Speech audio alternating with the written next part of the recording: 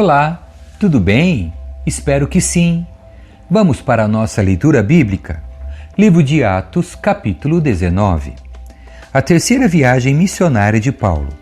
Enquanto Apolo estava em Corinto, Paulo viajou pelas regiões do interior até chegar a Éfeso, no litoral, onde encontrou alguns discípulos. Ele lhes perguntou: "Vocês receberam o Espírito Santo quando creram?"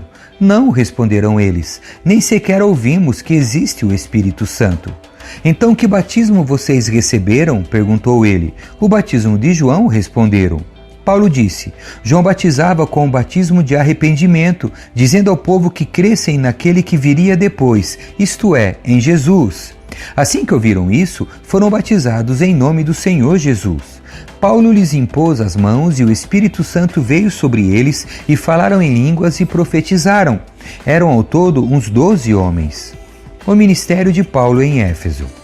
Em seguida, Paulo foi à sinagoga e ali pregou corajosamente durante 3 meses, argumentando de modo convincente sobre o reino de Deus. Mas alguns deles se mostraram endurecidos, rejeitaram a mensagem e falaram publicamente contra o caminho. Paulo então deixou a sinagoga e levou consigo os discípulos, passando a realizar discussões diárias na escola de Tirano. Isso continuou durante os 2 anos seguintes e gente de toda a província da Ásia, tanto judeus como gregos, ouviu a palavra do Senhor. Deus concedeu a Paulo o poder de realizar milagres extraordinários. Quando lenços ou aventais usados por ele eram colocados sobre enfermos, estes eram curados de suas doenças e deles saíam espíritos malignos. Alguns judeus viajavam pelas cidades expulsando espíritos malignos. Tentavam usar o nome do Senhor Jesus, dizendo: "Ordeno que saia em nome de Jesus a quem Paulo anuncia." Os homens que faziam isso eram os 7 filhos de Seva, um dos principais sacerdotes. Certa ocasião, o espírito maligno respondeu: "Eu conheço Jesus e conheço Paulo, mas quem são vocês?" O homem possuído pelo espírito maligno saltou em cima deles e os atacou com tanta violência que fugiram da casa despidos e feridos. A notícia do ocorrido se espalhou rapidamente por toda a cidade de Éfeso, tanto entre judeus como entre gregos, e sobre eles veio um temor reverente e o nome do Senhor Jesus era engrandecido. Muitos dos que creram confessaram suas obras pecaminosas. Vários deles, que haviam praticado feitiçaria, trouxeram seus livros de encantamentos e os queimaram publicamente. O valor dos livros totalizou 50.000 moedas de prata. Assim, a mensagem a respeito do Senhor se espalhou amplamente e teve efeito poderoso. Depois disso, Paulo se sentiu impelido pelo Espírito a passar pela Macedônia e a Acaia antes de ir a Jerusalém. "E de lá devo prosseguir para Roma", disse ele. Então, enviou adiante dele a Macedônia 2 assistentes, Timóteo e Erasto, e permaneceu um pouco mais na província da Ásia. O tumulto em Éfeso. Por essa época, houve enorme tumulto em Éfeso por causa do caminho. Começou com Demétrio, ourives que fabricava modelos de prata do templo da deusa grega Ártemis e que empregava muitos artífices. Ele os reuniu a outros que trabalhavam em ofícios semelhantes e disse: "Senhores, vocês sabem que nossa prosperidade vem desse empreendimento. Mas como vocês viram e ouviram, esse sujeito Paulo convenceu muita gente de que deuses feitos por mãos humanas não são deuses de verdade. Fez isso não apenas aqui em Éfeso, mas em toda a província. Claro que não me refiro apenas à perda do respeito público por nossa atividade. Também me preocupa que o templo da grande deusa Ártemis perca sua influência e que esta deusa magnífica, adorada em toda a província da Ásia e ao redor do mundo, seja destituída de seu grande prestígio." Ao ouvir isso, ficaram furiosos e começaram a gritar: "Grande é Ártemis dos Efésios."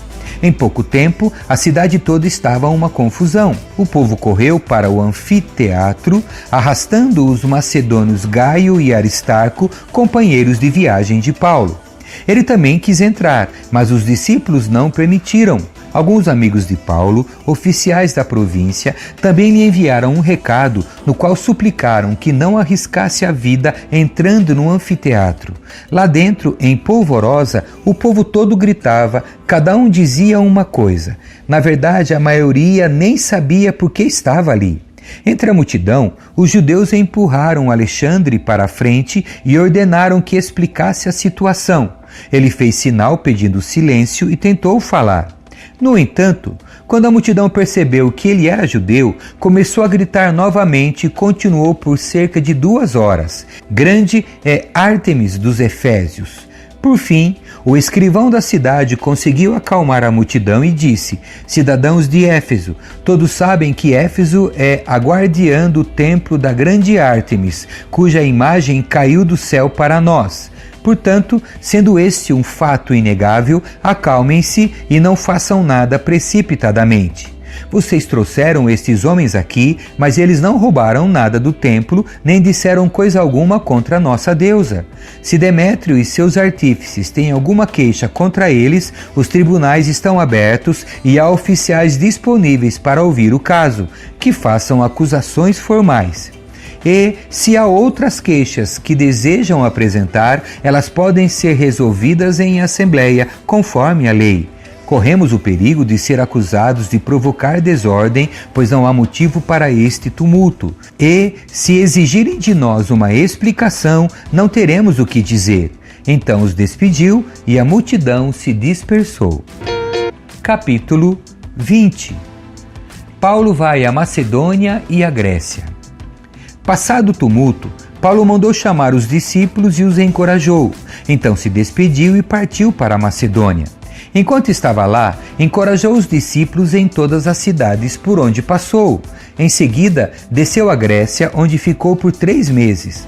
Quando se preparava para navegar de volta à Síria, descobriu que alguns judeus conspiravam contra a sua vida e decidiu voltar pela Macedônia. Alguns homens viajavam com ele: Sópatro, filho de Pirro de Bereia, Aristarco e Secundo de Tessalônica, Gaio de Derbe, Timóteo, e Tíquico e Trófimo, da província da Ásia. Eles foram adiante e esperaram por nós em Troade. Terminada a festa dos pães sem fermento, embarcamos um navio em Filipos e 5 dias depois nos reencontramos em Troade, onde ficamos 1 semana. A última visita de Paulo a Troade. No primeiro dia da semana, nos reunimos com os irmãos de lá para o partir do pão. Paulo começou a falar ao povo e, como pretendia embarcar no dia seguinte, continuou até a meia-noite. A sala no andar superior onde estávamos reunidos era iluminada por muitas lamparinas.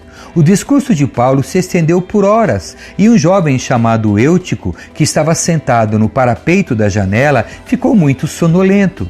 Por fim, adormeceu profundamente, caiu de uma altura de 3 andares e morreu. Paulo desceu, inclinou-se sobre o jovem e o abraçou. Não se desesperem, disse ele, o rapaz está vivo. Então todos subiram novamente, partiram o pão e comeram juntos. Paulo continuou a lhes falar até o amanhecer e depois partiu. Enquanto isso, o jovem foi levado para casa vivo e todos sentiram grande alívio. Paulo se encontra com os líderes efésios. Paulo foi por terra até Assos, onde havia definido que devíamos esperar por ele enquanto nós fomos de navio. Encontrou-se conosco em Assos e navegamos juntos até Mitilene.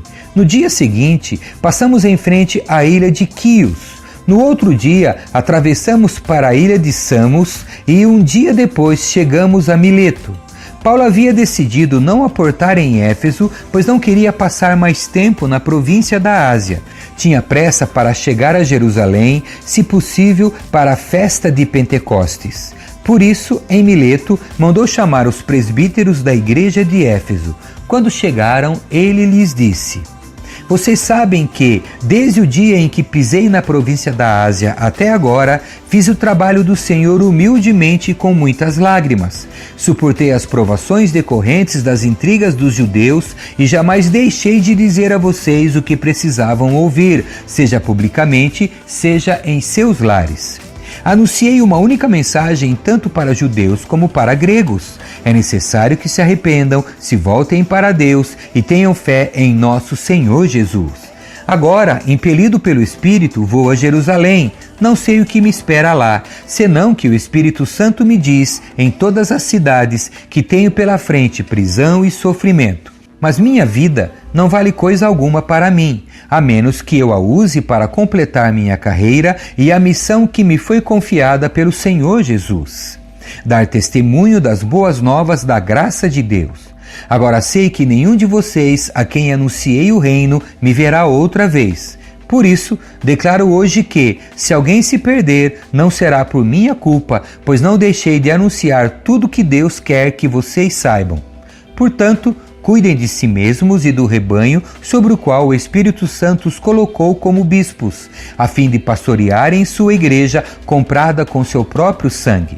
Sei que depois de minha partida surgirão em seu meio falsos mestres, lobos ferozes que não pouparão o rebanho. Até mesmo entre vocês se levantarão homens que distorcerão a verdade a fim de conquistar seguidores. Portanto, vigiem. Lembrem-se dos 3 anos que estive com vocês, de como dia e noite nunca deixei de aconselhar com lágrimas cada um de vocês. E agora eu os entrego a Deus e a mensagem de sua graça que pode edificá-los e dar-lhes uma herança junto com todos que ele separou para si. Jamais cobicei a prata, o ouro ou as roupas de alguém. Vocês sabem que essas minhas mãos trabalharam para prover as minhas necessidades e as dos que estavam comigo. Fui exemplo constante de como podemos, com trabalho árduo, ajudar os necessitados, lembrando as palavras do Senhor Jesus: a bênção maior em dar que em receber. Quando Paulo terminou de falar, ajoelhou-se e orou com eles. Todos choraram muito enquanto se despediam dele com abraços e beijos. O que mais os entristeceu foi ele ter dito que nunca mais o veriam. Então eles o acompanharam até o navio. Capítulo 21. Paulo viaja para Jerusalém. Depois de nos despedirmos, navegamos em direção à ilha de Cós. No dia seguinte, chegamos a Rhodes e então a Pátara. Ali embarcamos um navio que partia para a Fenícia. Avistamos a ilha de Chipre, passamos por ela à nossa esquerda e aportamos em Tiro, na Síria, onde o navio deixaria sua carga. No desembarque, encontramos os discípulos que ali viviam e ficamos com eles por uma semana. Pelo Espírito, eles advertiam Paulo de que não fosse a Jerusalém. Ao fim de nosso tempo ali, voltamos ao navio e toda a congregação, incluindo mulheres e crianças, saiu da cidade e nos acompanhou até a praia. Ali nos ajoelhamos, oramos e nos despedimos. Então subimos a bordo e eles voltaram para casa. Depois que partimos de Tiro, chegamos a Ptolemaida, onde saudamos os irmãos e passamos um dia. No dia seguinte, prosseguimos para Cesareia e nos hospedamos na casa de Filipe, o evangelista, um dos 7 que tinham servido na igreja em Jerusalém. Ele tinha 4 filhas solteiras que profetizavam. Muitos dias depois, chegou da Judéia um profeta chamado Ágabo.